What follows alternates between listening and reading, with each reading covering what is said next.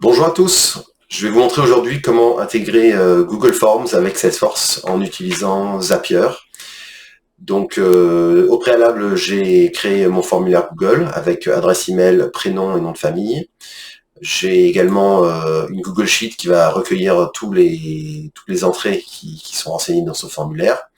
J'ai créé un compte Zapier qui est valable, gratuit, qui est valable pendant 14 jours. Et j'ai également créé une org Salesforce avec le NPSP installé, valable 30 jours, disponible auprès de salesforce.org.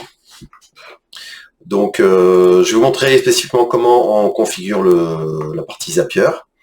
Donc, je suis dans mon compte Zapier et depuis le tableau de bord, je vais taper donc formulaire, Google Forms, et je veux synchroniser Google Forms avec Salesforce.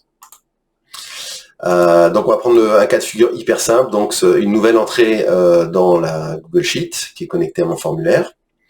Et là, ce que je veux faire dans côté Salesforce, c'est identifier si cette adresse email existe déjà dans Salesforce. D'accord? Donc je clique Find Record et je clique sur le bouton bleu Use Zap.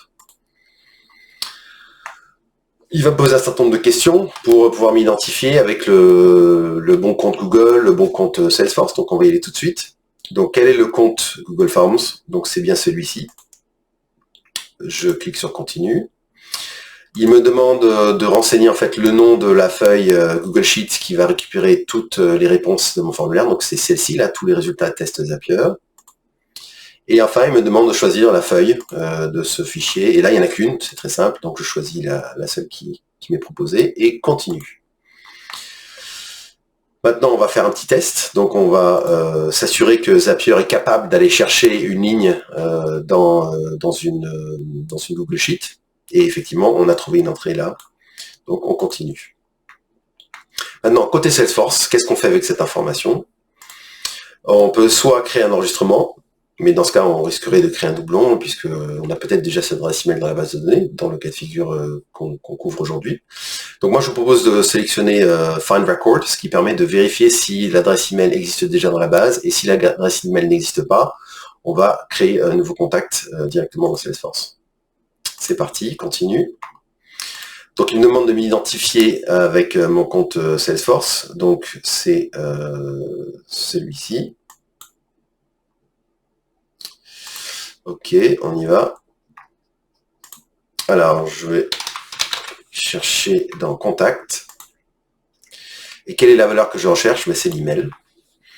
Donc si l'email côté Salesforce match l'email dans le formulaire, donc je clique sur montrer toutes les options pour descendre jusqu'en bas pour avoir tous les champs disponibles côté formulaire. Et là, je sélectionne l'adresse. Et là, je peux simplement cocher l'option créer un enregistrement de Salesforce si l'email n'existe pas. Alors, qu'est-ce que je vais mettre ici dans nom de famille? Je vais mettre donc nom de famille. Dans prénom, je vais mettre prénom. Voilà.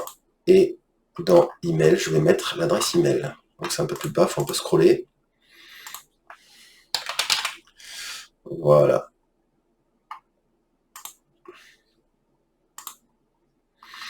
Et maintenant, on descend jusqu'en bas et on continue. Voilà, on peut faire un petit test. Cette entrée existe déjà dans la base, donc on ne va pas le faire. Il n'y aura pas de modification sur mon Salesforce. Par contre, ce que je vais pouvoir faire, c'est allumer mon Zap, comme ceci. Et donc là, le Zap tourne. Il est allumé. Donc on va renseigner donc test3 valide. D'accord. Alors comme vous pouvez vous en apercevoir, j'ai mis 2 fois un champ email, ce qui est une erreur de ma part, mais c'est pas très grave, vous pouvez le modifier vous-même dans le formulaire. Donc c'est bien test3, j'envoie. Donc une entrée a été créée ici dans test3. Et on va regarder tout de suite, donc test3, si ça a été créé côté Salesforce. Alors ça prend un peu de temps pour que le Zap puisse tourner. Pour l'instant, on n'a pas d'information dans Salesforce. Par contre, ce qu'on peut faire, c'est forcer le Zap à tourner dans Zap Details. Donc ici, je vais cliquer sur Run. et je vais faire tourner manuellement le Zap, mais sinon il tourne à intervalles réguliers, je crois que c'est toutes les minutes que le Zap va identifier pour voir s'il y a des nouvelles entrées dans votre Google Sheet attaché à votre formulaire. Ok, donc là, pendant qu'il travaille, on peut retourner dans Salesforce pour voir si test 3, voilà, il existe, il est là, on l'a trouvé. Mon contact a été créé dans Salesforce. Voilà, c'est tout pour aujourd'hui. Merci, à bientôt.